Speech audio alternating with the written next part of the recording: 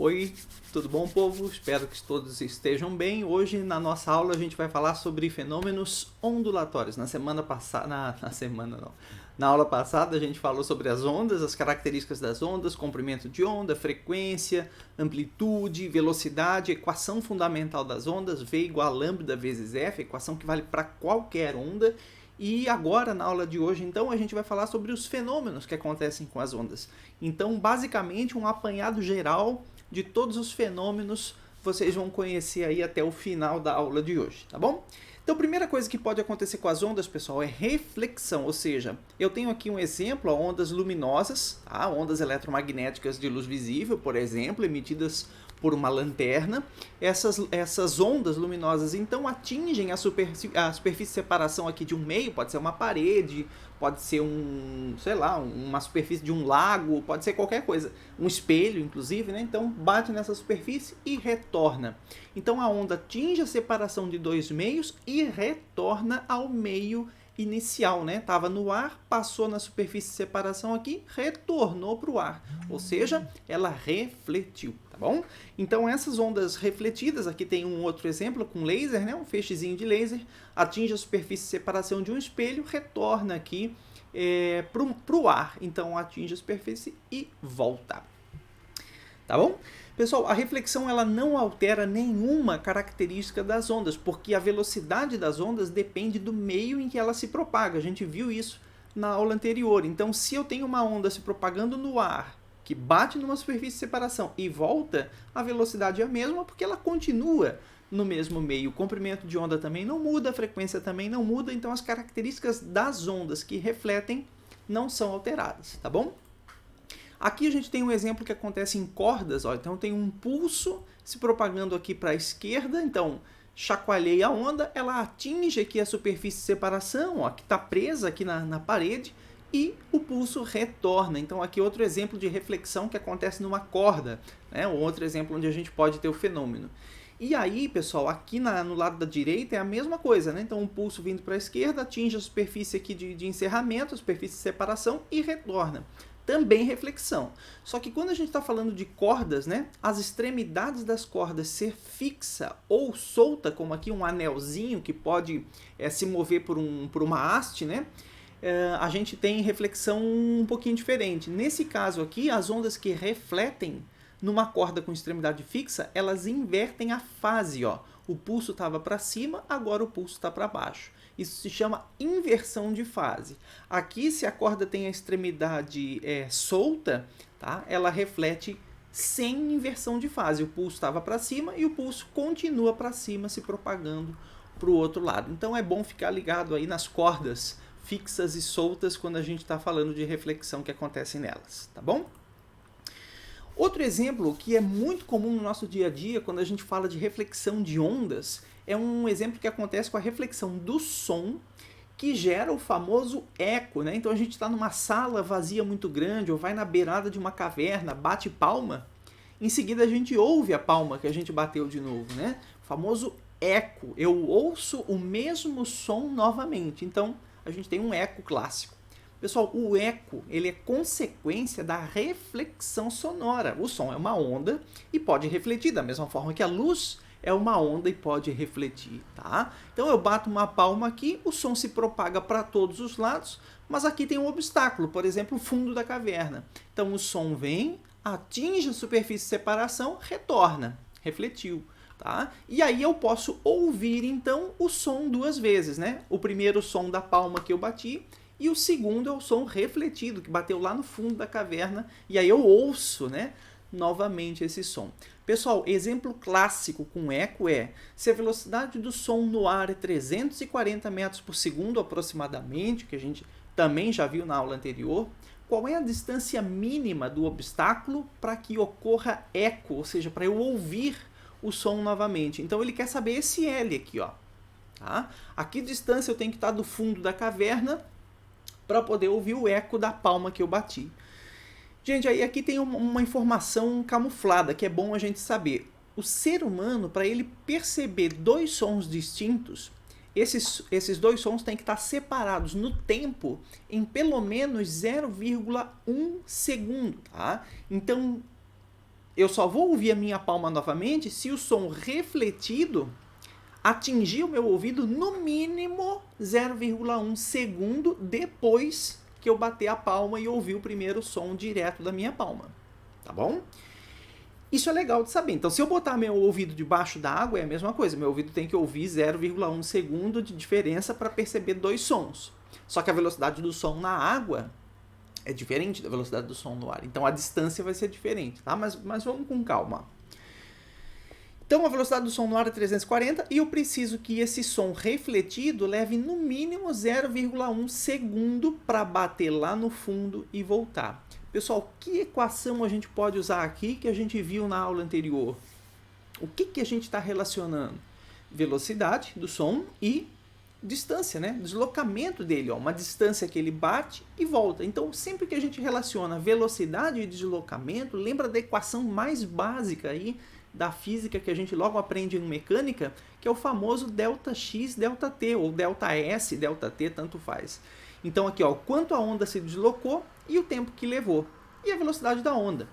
Então, pessoal, eu sei que a velocidade é 340, o deslocamento da onda, cuidado, gente, vocês têm o hábito de colocar o deslocamento L aqui, a distância até o fundo do obstáculo.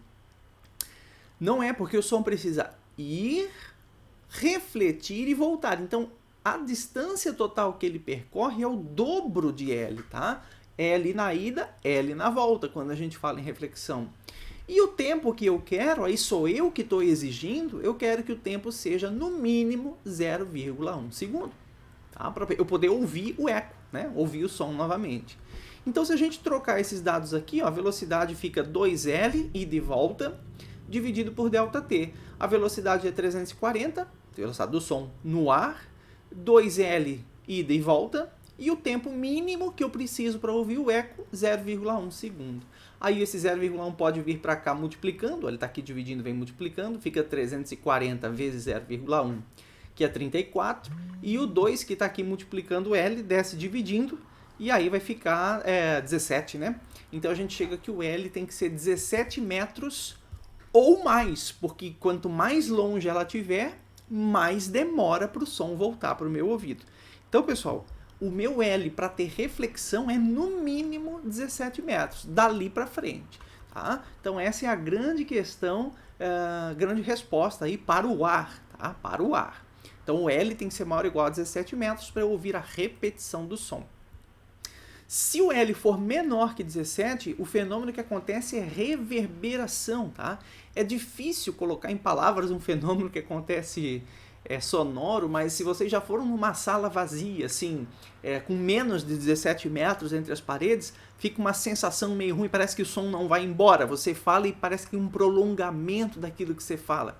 Essa sensação sonora é a reverberação, tá?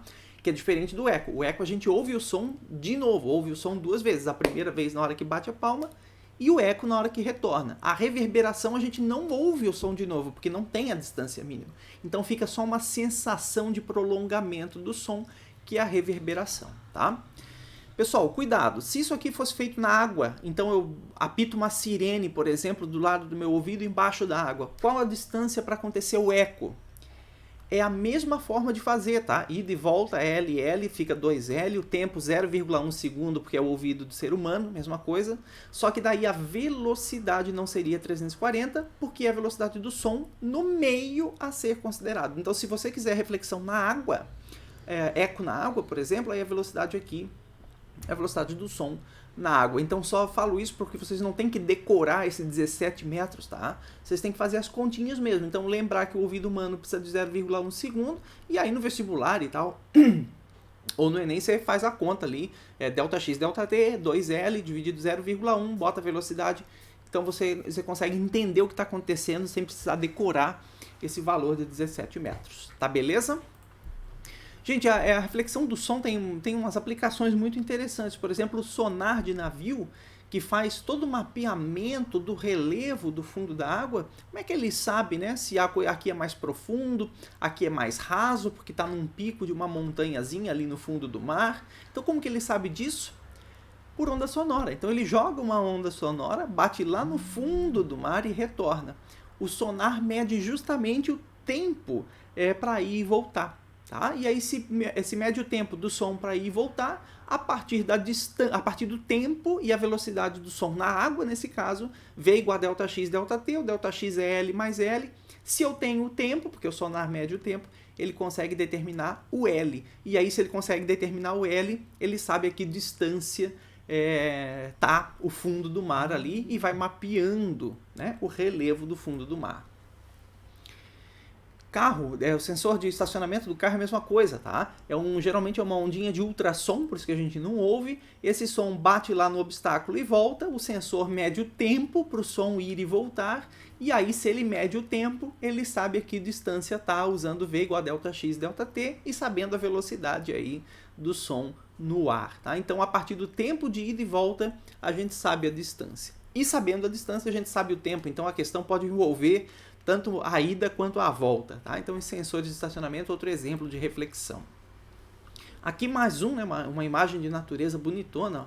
Tá uma montanha aqui refletida na superfície do lago, superfície bem lisinha, sem onda, aí permite uma reflexão especular bem bonita e parece um espelho, né? Então a luz sai aqui dos objetos, bate na superfície e sobe, né? Então ela reflete na água e a gente vê tanto a imagem original, o objeto original, quanto o objeto refletido aqui na superfície, tá bom? Dito isso, a gente passa então para o nosso próximo fenômeno. O primeiro já foi, que é a reflexão. Agora a gente vai falar da refração. Pessoal, na reflexão a onda atinge a superfície de separação de dois meios e volta. Na refração, ela atinge a superfície de separação e vai adiante, ou seja, ela atravessa de um meio 1 para um meio 2, de um meio A para um meio B. Então a gente tem a refração de uma onda. Aqui nessa paisagem tem infinitos exemplos, tá? Então olha só, tem uma lâmpada ligada lá embaixo da piscina, a luz se propagando dentro da água e eu aqui fora da água batendo a foto enxergo, né? Essas luzes todas ligadas. Então a luz saiu lá de dentro da piscina e refratou, ou seja, passou para o ar e aí eu consigo perceber aqui fora, tá? O fato de eu ter um objeto lá dentro visível também, a luz saiu dele e refratou aqui para fora. Vidro, pessoal, janela, mesma coisa. Então como é que eu vejo dentro de casa? Porque a luz lá dentro passou pelo vidro, voltou para o ar. Então ela refrata do ar para o vidro e refrata do vidro para o ar novamente. Então uma imagenzinha boba dessa aqui, né? Olhar por uma janela fechada, a gente sempre está vendo pelo fenômeno da refração, tá? Tem luz refratada ali no processo. O som também refrata, não só a luz.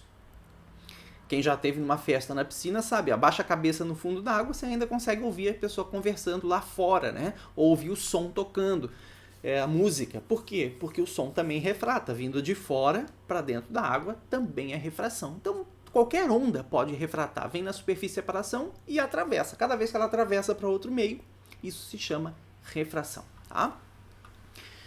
Tem alguns fenômenos curiosos da refração. Então, o primeiro é que a onda refratada ela pode desviar a direção. A gente vai ver em seguida quando que isso acontece. E esse desvio de direção gera, por exemplo, essa imagem clássica. Se a gente botar um lápis dentro da água e olhar aqui de fora, parece que vê o lápis quebrado, né? Por causa da refração. Quando a luz sai lá de dentro da água e volta aqui para fora para o ar, ela desvia, ela pode desviar. E aí, quando ela desvia, a gente parece que vê o objeto quebrado, tá? Então, isso é refração. Outro exemplo, se a gente olha para o fundo, né? Tá aqui fora, olhando para o fundo, um objeto que está lá dentro, a luz sai do objeto, refrata, passa da água para o ar, até chegar no nosso olho. Se ela sofrer desvio, e a gente vai ver a condição para isso acontecer, se ela sofrer desvio, eu não vou ver o objeto na posição original, né? Eu vou ver o objeto numa posição diferente, porque a luz que ele emite se desviou na hora que trocou de meio. Então, é muito perigoso. Inclusive, a gente vai na beira da piscina, olha o fundo da piscina, né? Para a gente enxergar o fundo da piscina, a luz tem que sair lá do fundo e chegar no meu olho. Então, a luz refrata. Aí, às vezes, parece que a piscina é rasa demais e a gente se complica, porque, na verdade, ela é funda, só que ela aparenta ser mais rasa pelo fenômeno da refração, que é esse desvio aí dos raios de luz, das ondas, na realidade. Bom, a gente também viu na aula passada que a velocidade de uma onda é problema dela e do meio, tá? Depende do tipo de onda e do meio. Então, se a onda troca de meio, pessoal, ela também troca de velocidade e de comprimento de onda. A gente viu também na aula passada. A onda refratada não muda a frequência em relação à onda incidente, porque a frequência foi gerada na fonte, tá? Então, a frequência não muda. Se eu refrato, né, uma onda de um meio para o outro, muda a velocidade, muda o comprimento de onda, pode sofrer desvio, não necessariamente vai, tá? Agora a velocidade e comprimento de onda muda e a frequência não, a frequência fica constante. A frequência é a mesma porque é propriedade da fonte. Beleza? Então vamos fazer umas continhas, ó, que é a mesma conta que a gente fez na aula passada. Se eu tenho aqui um raio, por exemplo, um laserzinho, né, uma onda se propagando aqui no meio 1, entra, né, refrata aqui para o meio 2. Nesse caso, sofreu um pequeno desvio que não nos interessa analisar nesse momento. Então veio do meio 1 para o meio 2. Se eu aplicar a equação geral das ondas, V igual a lambda vezes F, velocidade, comprimento de onda e frequência. Para a onda no meio 1, fica velocidade no meio 1, comprimento de onda no meio 1, frequência no meio 1. Aplica a equação lá no meio 2, velocidade 2, lambda 2, F2. O que fica igual nos dois meios, na refração, é a frequência. Tá? Então a frequência permanece a mesma. Se eu isolar a frequência aqui no meio 1, ela vai ser velocidade 1 dividido por comprimento de onda 1. Se eu isolar a frequência no meio 2, ela vai ser velocidade 2 dividido por comprimento de onda 2. Se F1 é igual a F2, então, pessoal, V1 dividido por lambda 1 tem que ser igual a V2 dividido por lambda 2. Tá bom? Ou eu posso fazer simplesmente aqui, ó, V1 dividido por V2, multiplicando cruzado aqui. V1 dividido por V2 é igual ao lambda 1, que sobe lá. Lambda 1 dividido por lambda 2. Seria outra maneira de você escrever a mesma fórmula. Então, essas duas fórmulas aqui valem na refração, quando a onda muda de meio de propagação. O que elas me indicam, pessoal? Olha aqui, ó. A razão das velocidades, V1, V2, é igual à razão dos comprimentos de onda, lambda 1, lambda 2. Ou seja, velocidade e comprimento de onda que mudam na refração, mudam na mesma proporção. Então, se eu tenho uma diminuição da velocidade pela metade, eu vou ter uma diminuição de comprimento de onda pela metade. Se eu tenho um aumento de velocidade em 3 vezes, ela fica 3 vezes mais rápida, o comprimento de onda fica 3 vezes maior. Então, a mudança na velocidade e a mudança no comprimento de onda ocorrem na mesma proporção. Tá? V1 sobre V2 igual lambda 1 e lambda 2. Bom, aqui um outro exemplo na água. Então, a gente vê a ondinha se propagando na água, pessoal. Isso aqui é uma visão lateral. Então, se a gente olhar um tanque, né, uma piscina pelo lado, a gente vai ver as ondinhas formadas aí na superfície da água. Tá? Quando ela muda de meio, em geral, quando a gente fala de ondas na superfície da água, a mudança de meio tem a ver com a mudança na profundidade. Olha que interessante.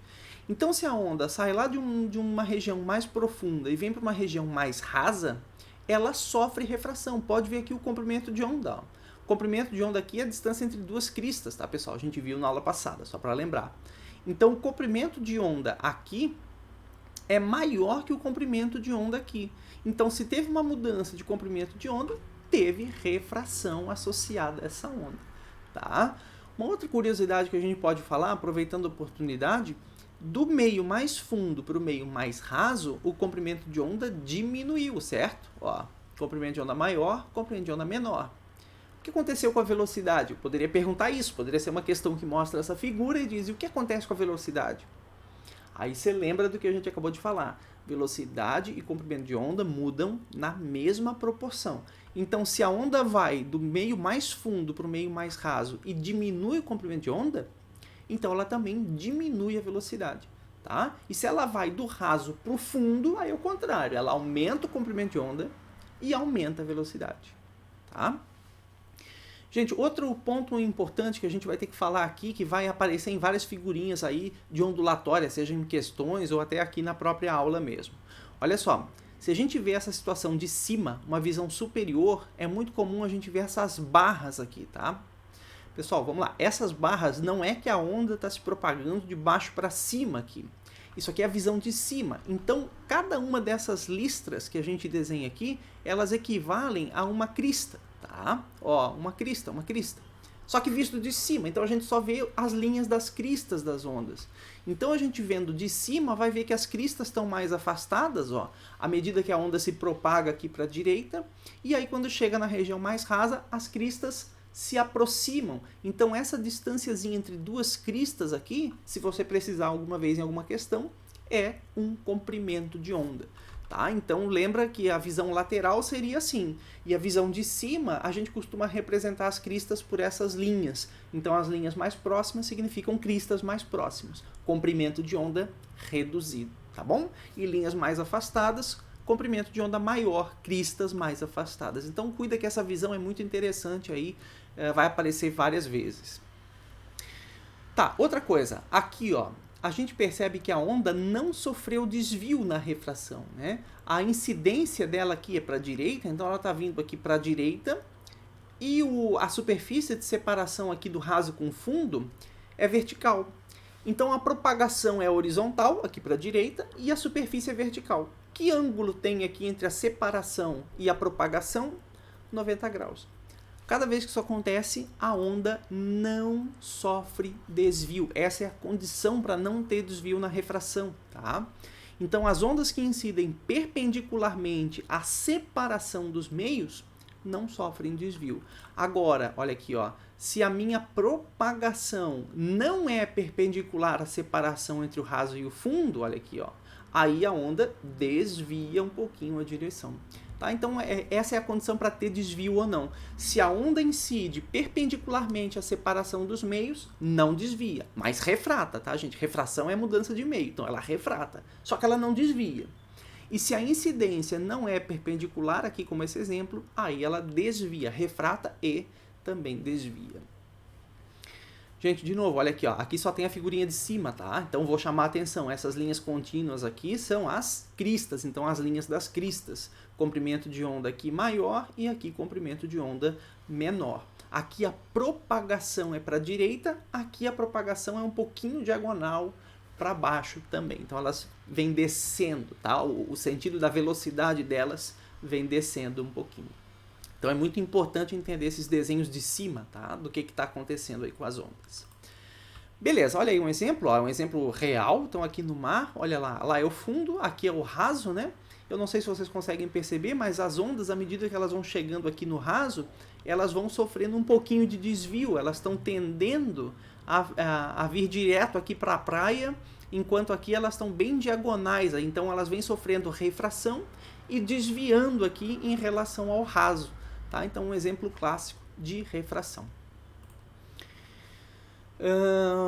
A refração também pode acontecer junto com reflexão e absorção. Isso é bem interessante. Tá? A refração ela não necessariamente acontece sozinha.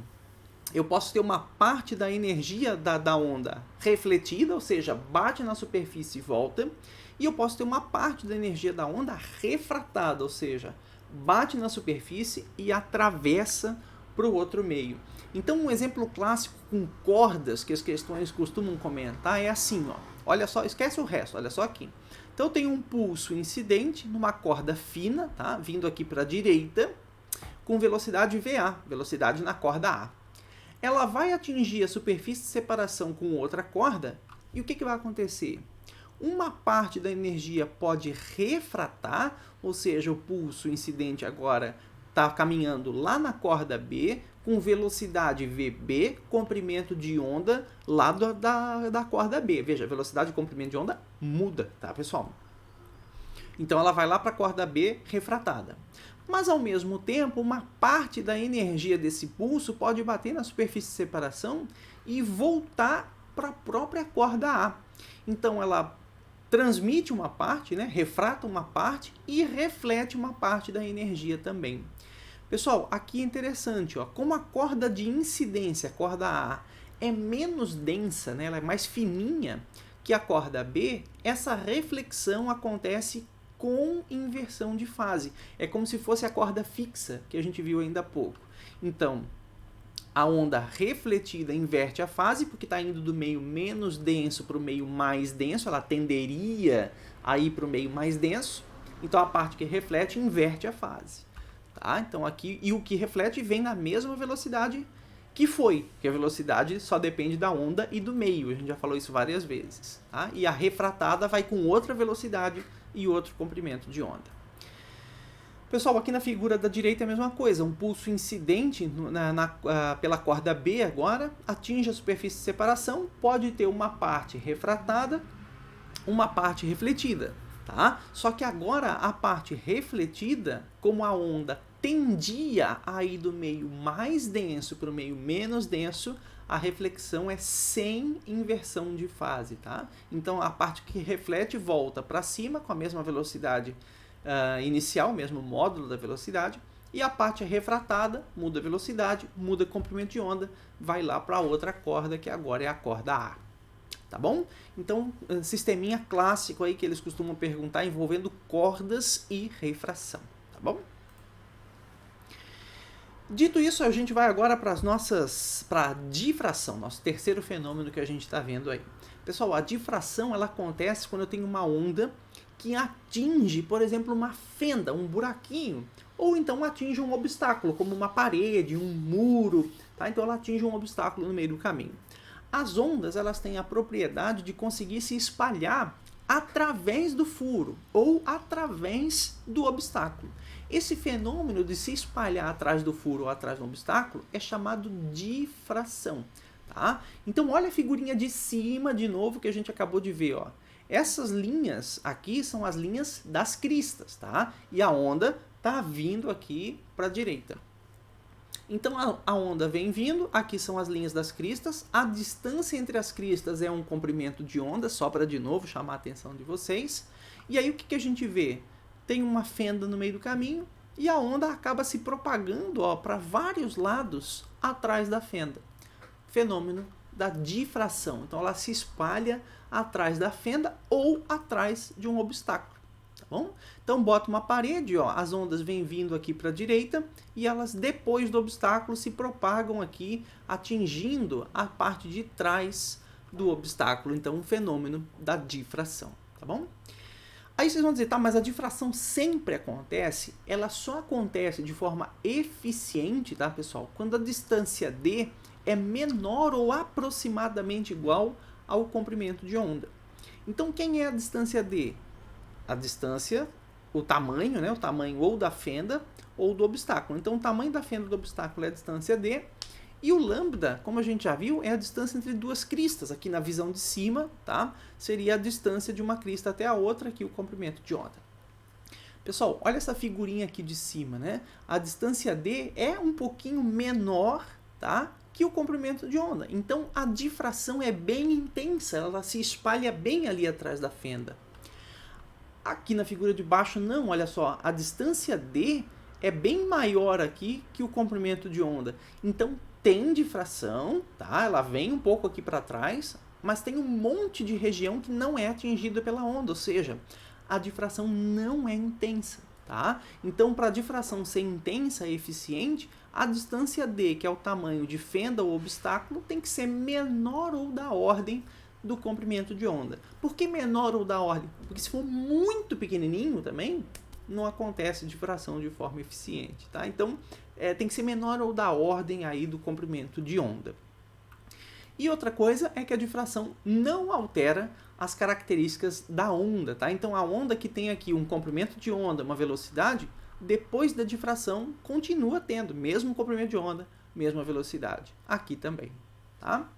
Botar mais um exemplo aqui da eficiência, olha só, duas fendas, só para brincar com vocês, uma fenda bem pequenininha, menor ou da ordem do comprimento de onda, que é essa distância aqui, e uma fenda bem grandona, bem maior que o comprimento de onda. Então veja que aqui a difração é quase zero, né? Ela não é eficiente, tá? Ela se espalha pouco aqui atrás da fenda, e aqui que a condição é obedecida, a difração é mais intensa, ela se espalha mais aí atrás da fenda, tá? Então isso é difração. E o que isso tem a ver com a vida? Olha que legal. Se eu pegar duas pessoas em lados diferentes aqui de um muro e lembrar da condição de eficiência, que é a distância do obstáculo, que é a altura, né? A altura do muro, a distância do muro. Para a difração ser eficiente, essa distância tem que ser menor ou da ordem do comprimento de onda da onda que está passando ali naquela região. Nesse caso, no nosso dia a dia, a gente tem ondas sonoras, porque eu falo e as pessoas lá do outro lado escutam o que eu falo. Então o som ele consegue se espalhar atrás do muro, então o som difrata de forma eficiente pelo muro. Mas quem está aqui não consegue ver diretamente quem está lá do outro lado, precisaria de um espelho, alguma coisa assim. Ou seja, as ondas luminosas não se difratam de forma eficiente através do muro. Por que isso? É só lembrar dessa condição, pessoal. Se você considerar a luz visível, que a gente viu o espectro luminoso aí na aula passada, o espectro eletromagnético, o comprimento de onda da parte que sensibiliza os nossos olhos é muito pequenininho, é da ordem de nanômetros, que é 1 milímetro dividido por 1 milhão de pedacinhos. Tá? Então a luz visível, que são as cores do arco-íris, os comprimentos de onda dela, vai de 400 a 700 nanômetros, é muito pequeno. Então, se o comprimento de onda é muito pequeno e o muro tem 1,5 m, 2 metros, esse comprimento é muito maior que o comprimento de onda. Então, a luz não obedece essa condição aqui no nosso dia a dia. Então, ela não difrata bem no muro, não difrata bem por uma parede, né? Uma porta aberta, uma janela aberta. A luz não sofre difração intensa. Mas o som que a gente ouve também, lembra do espectro sonoro que a gente viu na aula passada? As frequências que a gente ouve vai de 20 a 20 mil Hz, então de 20 a 20 mil. Se a gente usar a V igual a lambda vezes F, que é a equação também da aula passada, jogar a frequência de 20 Hz, jogar a frequência de 20 mil, considerar a velocidade 340, que é a velocidade no ar, a gente consegue achar que o comprimento de onda do som que a gente ouve vai de aproximadamente 1,7 centímetros até 17 metros. Então, os obstáculos do nosso dia a dia, uma porta, uma janela, um muro, que são da ordem de 1 metro, meio metro, 1,5 metro, é muito mais próximo aqui, ó, do comprimento de onda do som do que do comprimento de onda da luz. Por isso que uma pessoa num lado do muro ouve outra pessoa do outro lado do muro, porque o som difrata pelo muro. Por isso que uma pessoa no quarto ouve uma pessoa na sala, porque o som difrata pela casa, mas não vê diretamente, porque a luz não difrata de forma intensa nos obstáculos do nosso dia a dia. A gente teria que ter fendas aí muito pequenininhas para ver a difração da luz. Dá para ver isso em laboratório, CD, alguns obstáculos de CD de música, né, eles também conseguem fazer difração da luz. Bom, então é isso. Então os comprimentos de onda do som audível são mais próximos dos comprimentos de obstáculos e fendas do nosso dia a dia. Por isso a gente percebe muito mais facilmente a difração do som do que a difração da luz visível, tá? E aqui um outro exemplo, né? Isso aqui eu fui voar com meu irmão e a gente tirou uma foto do avião. Aqui é uma ponta, tá? Uma ponta de terra e aqui a gente tem ondas, né? Vindo na água. Deixa eu mostrar. Vendo as cristas aqui, aquelas linhas de cristas, elas estão mais ou menos nessa direção aqui, tá? Por quê? Porque as ondas estão vindo para cá, tá? Elas estão se propagando para cá. Como é que eu sei disso? Olha aqui a orla, ó. Essa orla aqui está muito mais movimentada do que essa orla aqui, que está paradinha. Então, o que a gente tem aqui? Um obstáculo, né? Que é um muro, como se fosse aqui um obstáculo, e a gente percebe facilmente aqui pela imagem, ó, que essa parte aqui continua. Tranquilo, tá? As cristas aqui todas se propagando para cá. Só que a gente vê também que a partir daqui, ó, tem onda vindo para cá, tá? Tem onda vindo para cá. Então, difrator, que aqui seriam as cristas. Então a gente tem onda vindo aqui, tá? Atingiu aqui o muro e difratou atrás aqui do muro, atrás do obstáculo. Então realmente acontece aí a difração até na água. A gente consegue perceber isso, tá bom? Vamos passar para frente. Aqui mais um exemplo, ó. Então dois obstáculos de pedra, aqui as ondas vindo e aí rapidamente a gente vê que ela se espalha aqui por trás da fenda. Então uma difração bem eficiente aqui também acontecendo no mar. Pessoal, próximo fenômeno então, quarto fenômeno é a polarização, ou seja, a restrição do plano de oscilação de uma onda. Como assim? Lembra que quando a gente pega uma corda, por exemplo, para fazer uma onda transversal, eu posso chacoalhar essa corda em qualquer direção e fazer uma onda transversal ali por ela, tanto na transversal horizontal quanto uma transversal vertical. A polarização é quando eu restrinjo o plano de oscilação dessa onda. Então, por exemplo, eu pego essa corda, que pode ter qualquer direção de oscilação, e passo por uma fenda vertical. Então, o que vai acontecer é que, como a fenda é vertical, pessoal, as únicas ondas que conseguem passar pela fenda são as ondas que vibram, tá? Que oscilam no mesmo plano daquela fenda que eu coloquei ali. Pode ver a onda vermelha, ó, que é horizontal, ela não consegue passar pela fenda vertical. Tá? Agora, a onda vertical, que é azul, consegue passar pela fenda vertical. Então, a gente diz que essa onda aqui está polarizada, ou seja, ela só tem um plano de oscilação. Tá? Se eu botar outra fenda vertical com o mesmo plano da oscilação da onda anterior, ela passa. Tá? Agora, veja, se eu tenho uma onda já polarizada, só com um plano de oscilação, e eu boto um polarizador aqui, ó, um obstáculo, uma fenda, na verdade uma fenda, não um obstáculo, né? Uma fenda 90 graus com a polarização anterior, aí não passa nada, não consegue passar energia por ali, né? Porque a fenda não permite que a oscilação vertical passe, só permitiria a horizontal. Só que a horizontal já morreu lá atrás, né?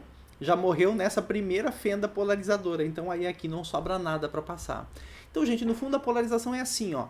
Antes de um polarizador, se eu pegar uma onda que tenha qualquer direção de oscilação, a única direção que consegue passar pelo polarizador é a direção da onda que tenha a mesma direção do polarizador, como a gente vê aqui. A horizontal morreu, tá? Então a gente diz que nesse caso aqui do meio, ó, todas essas ondas aqui estão polarizadas, ou seja, só tem um plano de oscilação. É simples assim. E aqui, antes do polarizador, pode ter qualquer plano de oscilação. Então, ela é não polarizada, tá? O que costumam perguntar para vocês aí em geral é que as ondas que podem sofrer polarização, que podem ter restrito seu plano de oscilação, são as ondas transversais, tá, gente? Então, uma onda numa corda, como aqui no desenhozinho que eu estou mostrando, e as ondas eletromagnéticas, porque todas as ondas eletromagnéticas são transversais. Então eu posso polarizar a luz visível, eu posso polarizar o raio-x, o infravermelho, o ultravioleta, mas eu não posso polarizar o som, tá? Porque o som é uma onda longitudinal, então não tem como. A gente não tem como passar uma fenda, né, e polarizar o som, como a gente tem como fazer isso para uma onda transversal que está mostrada aqui na figurinha.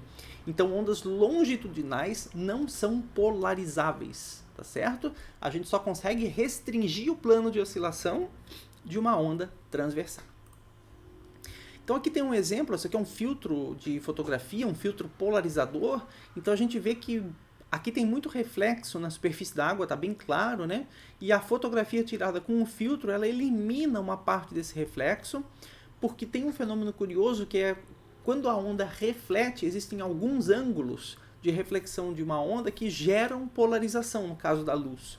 Tá? Então eu posso usar um filtro de fotografia polarizado para eliminar esse sinal de reflexão. Uma parte dele pode ser eliminada assim. Então a fotografia fica muito mais bonita, né? Às vezes com um filtro polarizador do que sem filtro, que daí toda a luz que está no ambiente vai ser detectada pela câmera. O filtro polarizador consegue matar um pouco do sinal de reflexão, tá? E aí fica uma imagem mais bonita aí de ver.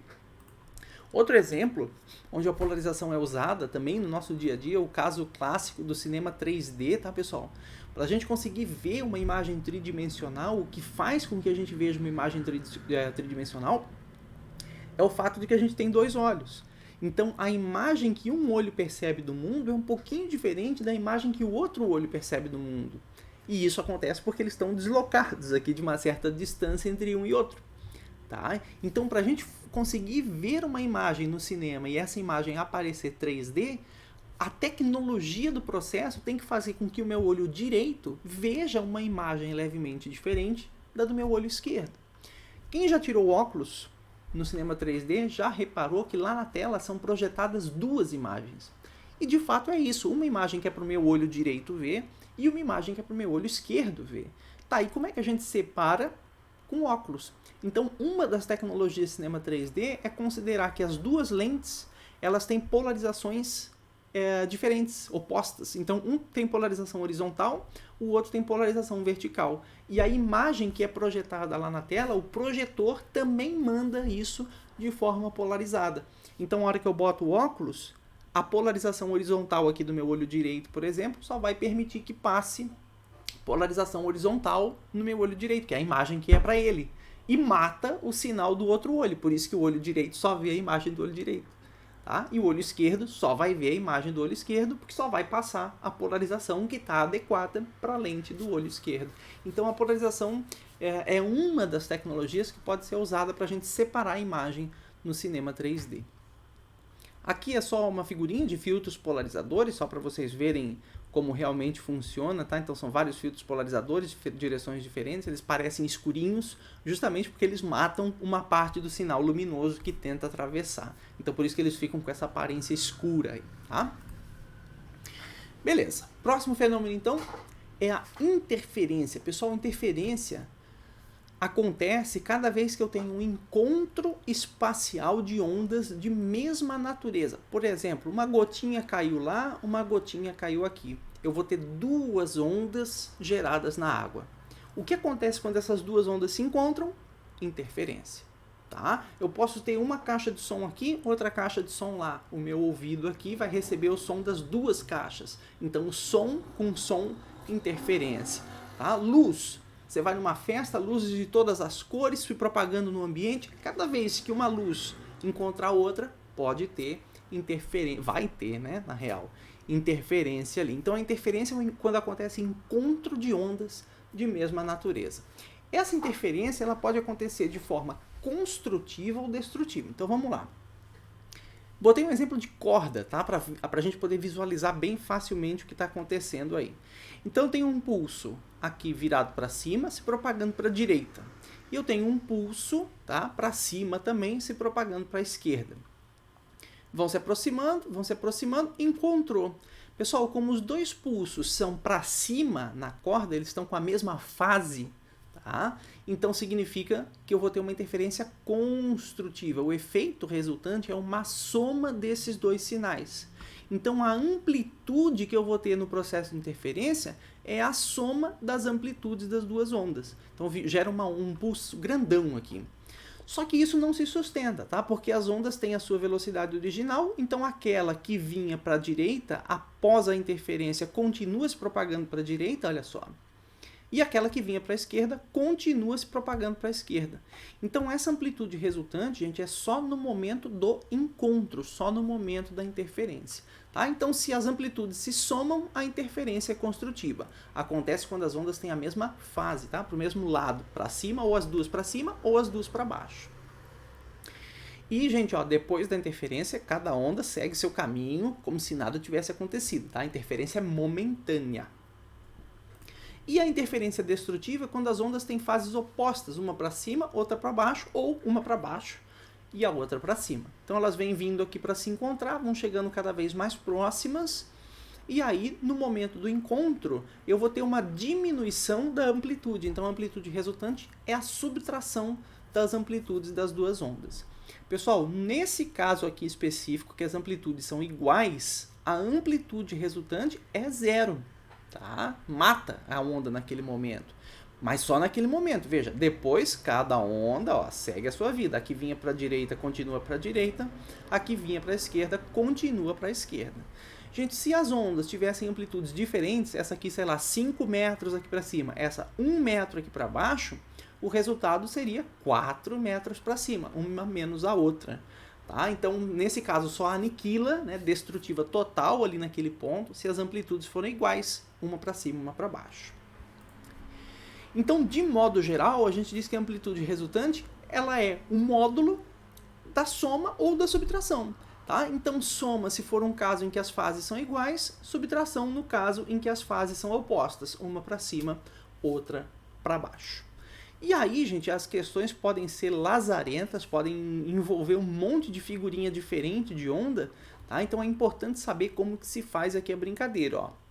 Eu tenho, por exemplo, uma onda para cima, aqui com uma fase para cima, uma onda quadrada, um pulso quadrado, que vai encontrar um pulso redondo aqui para baixo, fase oposta, e os dois estão vindo aqui para se encontrar. Aí a questão pergunta, que figura vai dar interferência? Então aqui já é um exemplo, tá? Que figura vai dar interferência? Bom, gente, como é que você faz isso? O que eu dou de sugestão? Pega aqui os dois desenhos e desenha um sobreposto ao outro, ou seja, junta os dois desenhos. Então o pulso quadrado para cima está aqui, ó, e o pulso redondo para baixo está aqui. E aí lembra que a amplitude resultante é o módulo da soma ou da subtração, depende se eles estão para o mesmo lado ou lados opostos. Então vamos ver. Deixa eu pegar uma canetinha colorida aqui, tá? Então vamos pegar a caneta, deixa eu pegar a de cima, como uma ondinha azul, tá? Então olha só, nesse ponto, você tem que analisar ponto a ponto, tá? Nesse ponto inicial, a onda de cima, ela tem essa amplitude aqui, certo? A onda de baixo não tem nada, tem zero de amplitude, né? A amplitude do ponto inicial é zero. Lá no ponto final é a mesma coisa, ó. A onda de cima tem essa amplitude aqui. A onda de baixo não tem nada. Então o que vai dar o resultado? Vamos lá, vai dar um trabalho aqui, mas é importante para vocês entenderem. Vou fazer meu resultado em vermelho. Nesse ponto inicial e nesse ponto final, pessoal, é amplitude grande para cima, zero para baixo. Vamos lá. Grande para cima, zero para baixo. Então, a amplitude resultante, em vermelho, é simplesmente tudo para cima. Tá? Vai ser aqui assim. Só tem para cima, não tem nada para baixo. Então, eu não preciso subtrair nada. Então, é simplesmente aquele ponto lá em cima. Vamos lá. Vamos pegar um ponto aqui, de novo, pegar a minha caneta azul. Vamos analisar aqui, ó, esse ponto aqui do meio, tá? Então, no meio, a onda de cima tem essa amplitude aqui, do eixo até lá em cima, tá? Do eixo até lá em cima. A minha onda de baixo não tem amplitude zero, ela tem uma amplitude significativa ali agora, ó, do eixo até embaixo, olha aqui, do eixo até embaixo, tá? Então, o que vai dar o meu resultado ali naquele ponto? Vamos pegar a caneta vermelha de novo. O que vai dar é o que eu tenho isso aqui tudo para cima e esse pedacinho aqui para baixo. Então, agora eu preciso subtrair, tá? Como o de cima é maior, o resultado vai ser para cima. Esse total menos isso aqui, sei lá, vai dar por aqui assim, imagino, tá? Então, a onda resultante nesse ponto vai estar aqui. Gente, e assim você vai fazendo, fazer mais um ponto, tá? Vamos pegar aqui a caneta azul. Ó, nesse ponto, qual é a amplitude? Para cima, vai até aqui, tá? Para baixo, vamos pegar a caneta verde de novo. Para baixo é um pouquinho menor do que tinha antes, tá? Opa, ficou horrível. Seria aqui assim. Então, o meu vermelho, que é o resultado, é esse pedação todo aqui, menos esse pedacinho, que é um pouco menor que esse aqui.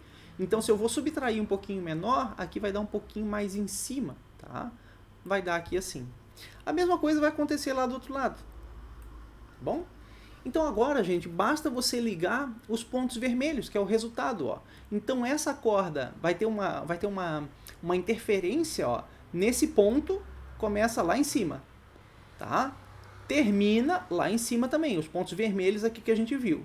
E aqui no meio do caminho vai ser algo parecido com isso aqui, tá? Que é só ligar os pontinhos vermelhos. Então, esse formato vermelho é o resultado da minha interferência. Então, gente, se a questão for criativa, ela pode fazer qualquer formato que você quiser. Exemplo, tá? Aqui é um exemplo. Sugestão, desenha os dois sobrepostos e vai para cima, para baixo, soma ou subtrai. Para cima, para baixo, soma ou subtrai. E aí você vai ter o desenho, o formato da interferência a hora que elas se encontram, tá? Então veja que ficou, meu desenho aqui tá meio ruim, né? Mas é exatamente isso aqui. Então o resultado aqui no início e no fim é lá em cima e aqui no meio vai subtraindo, depois volta, tá? Então esse é um exemplo. E aí depois, só lembra, né, que depois que acontece o encontro, pessoal, cada onda segue a sua vida como se nada tivesse acontecido. Então a quadrada para a direita continua quadrada para a direita e a redonda para a esquerda embaixo continua redonda para a esquerda embaixo. Tá, gente? Então, esse é um exemplo de como resolve interferência de formatos aleatórios aí que as questões envolverem para vocês. E ainda, gente, eu posso ter uma fórmula, a gente tem uma fórmula para calcular o tipo de interferência. Então, olha que figurinha curiosa essa aqui. Ó. Eu tenho uma fonte de ondas aqui e uma fonte de ondas aqui, duas fontes de onda. Tá?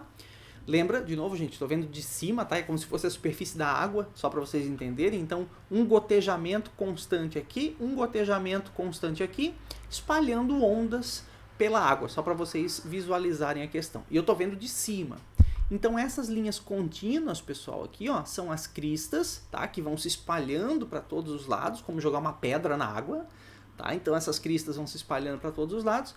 E aqui eu botei também as linhas pontilhadas como se fossem os vales, as partes de baixo. Então, parte de cima, parte de baixo, parte de cima, parte de baixo. E isso se espalhando para todos os lados. Tá? E aí a questão vai lá, diz para vocês, olha, tem uma fonte de ondas aqui, uma fonte de ondas aqui, um gotejamento, duas caixas de som, etc. E a questão dá um ponto qualquer do espaço. Então, tem um ponto qualquer, tá, gente? Essa fórmula vale para qualquer ponto. Então, você tem um ponto qualquer do espaço e eu quero saber, quero fazer uma análise se a interferência nesse ponto vai ser uma interferência construtiva ou destrutiva. Tá? Então, o que você faz? Você usa a fórmula que é ΔL dividido pelo comprimento de onda igual a N. Então, você vai determinar esse N aqui. ΔL dividido pelo comprimento de onda. O comprimento de onda a questão vai dar. Ou ela vai dar velocidade, a frequência, aí você bota V igual a lambda F, acha o comprimento de onda. Tá? Então, ΔL dividido pelo comprimento de onda e você vai encontrar um valor de N. Ok, quem é ΔL? O ΔL, gente, é a diferença de caminho entre as duas fontes e o ponto que você está analisando. Então, é o módulo, porque não me interessa se isso vai dar positivo ou negativo, de um caminho menos outro caminho. L1 menos L2 ou L2 menos L1, tanto faz.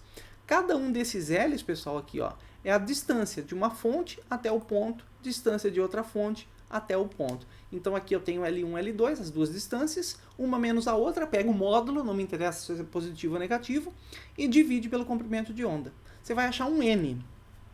Pessoal, se esse N for inteiro, tá? Então, o N 0, 1, 2, 3, 4, 5, se ele for um valor inteiro, a interferência é construtiva. Significa que cada crista vai encontrar outra crista, ou cada vale encontrar outro vale, ou seja, as duas para cima ou as duas para baixo. Interferência construtiva.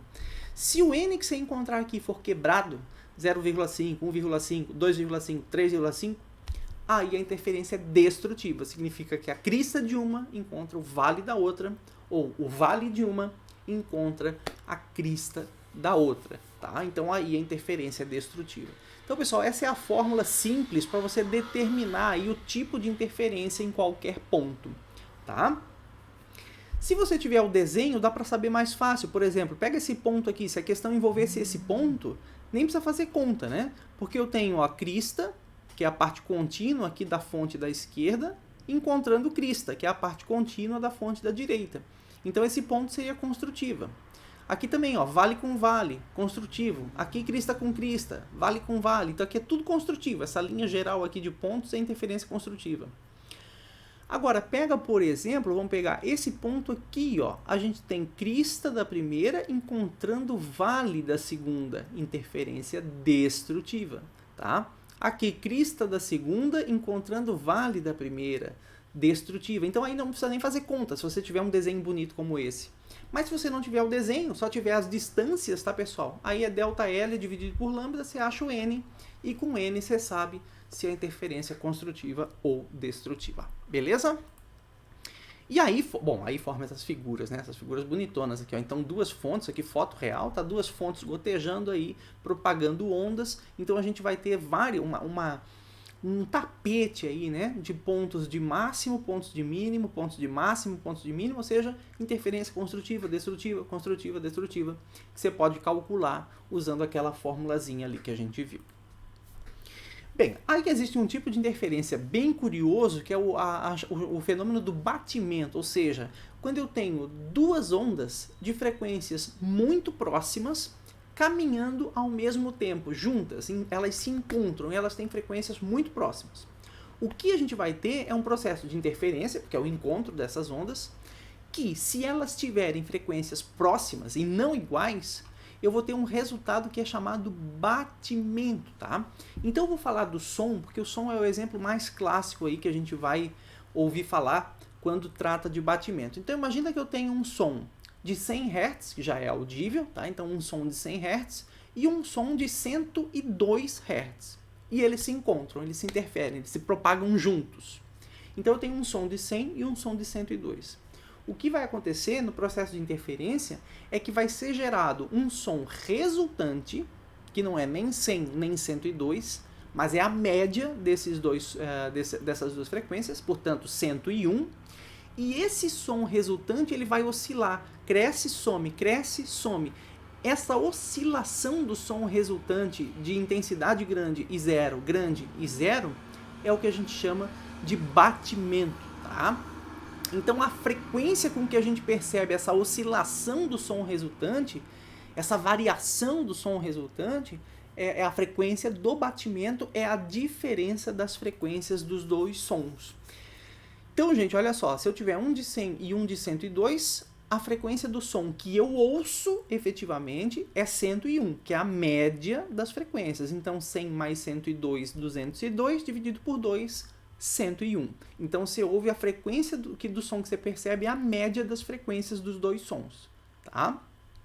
E o batimento, que é essa variação do som resultante de 101 Hz, é simplesmente a diferença das frequências. E não interessa quem é maior, quem é menor. Tá? Então, se você tiver, vamos lá, pessoal, 100 e 102 Hz propagando juntos, você vai ouvir 101 com uma variação de 2, uma oscilação desse som de 2 Hz. Tá? Se você tiver 100 Hz e 98 Hz, mesma coisa, o batimento continua sendo 2 Hz, porque tanto faz se é para mais ou para menos. Então, 98 com 100 vai dar um batimento de 2. Tá? Só que agora, se eu tiver 98 com 100, o som resultante vai ter 99, que é a média. Tá? Então o batimento não interessa se é para mais ou para menos. Agora o som resultante, aí depende das duas frequências para saber qual é a média delas. Tá? Olha um exemplo. Então vamos ver se vocês conseguem ouvir o som aí na gravação, espero que sim. Tá? Então eu boto duas caixinhas de som, por exemplo, a tocar um som audível de 850 Hz, porque o audível vai de 20 a 20 mil Hz. Então, ouçam, tá? Um som de 850 Hz que eu gerei aqui num programinha de geração de áudio. Vamos lá.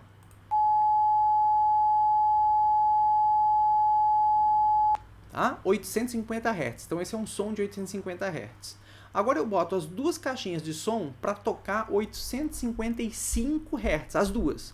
Não tem batimento, simplesmente vai ouvir um som de 855 Hz.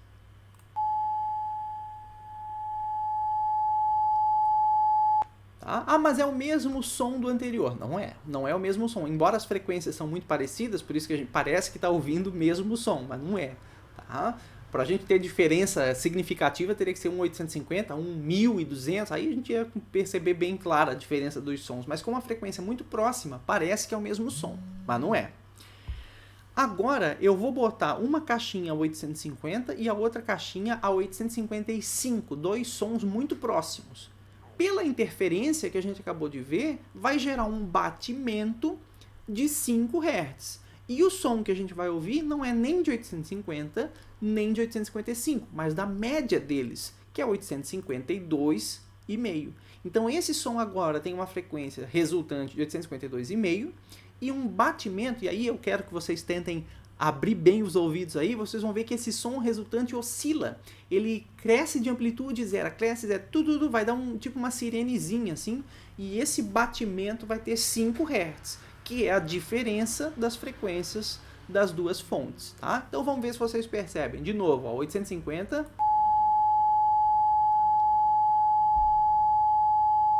855,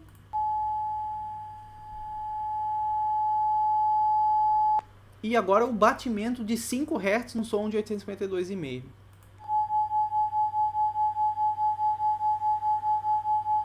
Tá? Então o som sofre essa variação, essa frequência dessa variação é 5 Hz. Então de novo, ó.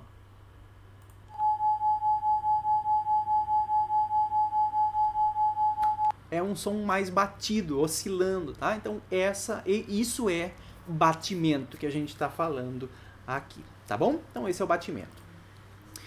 Pessoal, nosso último fenômeno então que a gente vai ver para encerrar nossa aula é o fenômeno da ressonância, ou seja, todos os sistemas, os objetos, por exemplo, uma ponte, um pêndulo, né? Se eu pendurar um objeto numa cordinha, botar para oscilar, uma mesa, um tampo, né? um tampo de um instrumento musical, esses objetos eles têm frequências naturais, frequências que eles costumam oscilar facilmente, vamos dizer assim. Então os objetos têm frequências naturais de oscilação. O que acontece é que se eu tiver dois sistemas com frequências naturais de oscilação iguais, ou eu tiver, por exemplo, uma fonte externa de energia fornecendo uma onda na mesma frequência natural de oscilação de um objeto, isso troca energia. Então o objeto pode ganhar energia por via de ressonância. Tá? Então um exemplo clássico é a taça de cristal. Uma taça de cristal ela tem também uma frequência natural de oscilação que a gente não vê oscilar no nosso dia a dia porque não tem nada fornecendo energia ali para ela. Mas se eu colocar uma fonte sonora, uma onda sonora com intensidade grande, né, com amplitude grande, numa frequência certinha, que seja a frequência de oscilação natural da taça, o som começa a fornecer energia para a taça e a taça começa a vibrar de forma macroscópica. A gente consegue ver isso acontecer. Até o ponto em que a taça se rompe. Tá? Então é aquele famoso caso, será que uma pessoa consegue quebrar a taça de cristal, um cantor de ópera? Se o cantor tiver intensidade suficiente na voz e atingir a frequência certa de ressonância, que é a frequência da taça, ele consegue quebrar a taça. Em geral dá para fazer isso com amplificadores, se ele cantar no microfone, a gente amplificar, mudar a intensidade do som, em geral fica bem fácil de fazer a taça quebrar por meio da ressonância com o som. Então, gente, a ressonância é a transferência de energia entre sistemas que tenham frequências iguais de vibração, ou entre um sistema que tem uma frequência de vibração e uma fonte externa, uma onda externa que fornece energia com aquela frequência de vibração, com a mesma frequência de vibração, tá? Outro exemplo foi a ponte de Tacoma Narrows, nos Estados Unidos, que ela quebrou, ela simplesmente se desfez aqui por efeito de ressonância com o vento. Então um dia estava ventando numa frequência específica, não é o vento com frequência, né? Mas o vento, quando atravessa a ponte, ele cria um vórtice. É muito comum de a gente ver em rio, né? A água passando, se eu botar uma pedra, a gente vê que ela cria um vórtice ali atrás da pedra. Então o vento, quando ele passa pela ponte, ele também cria um vórticezinho de vento nas beiradas aí da estrutura. E o que aconteceu foi que esses vórtices de vento têm uma frequência, tá? E essa frequência acabou coincidindo, né? Coincidentemente sendo a mesma frequência natural aí de oscilação da ponte. Só que ela não vibrava porque não tinha vento suficiente, o vento atingiu essa condição ideal, começou a fornecer energia para a ponte, fenômeno de ressonância, e aí ela começou a aumentar a amplitude, ganhar energia, tá? De vibração, até o ponto em que a estrutura inteira colapsou. Tá? Então isso aqui é um acidente real, aí, fotografia real do fenômeno de ressonância quebrando a ponte, muito parecido com o fenômeno de quebrar a taça com o som. Só que aqui é com os vórtices de vento transferindo energia para a ponte, tá bom? E uma outra curiosidade, o próprio afinador de instrumentos musicais, como é que ele sabe, como é que ele acende uma luzinha para dizer que a corda está afinada, né?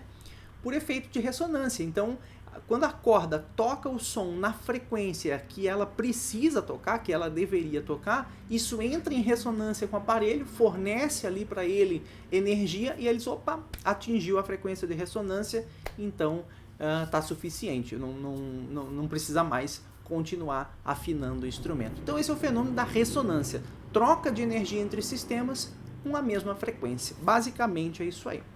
Tá bom, pessoal? Então, esses são os fenômenos, vários fenômenos aí, reflexão, refração, difração, interferência, ressonância, batimento, conjunto completo, que pode acontecer com vários tipos de ondas aí ao nosso redor. Tá beleza?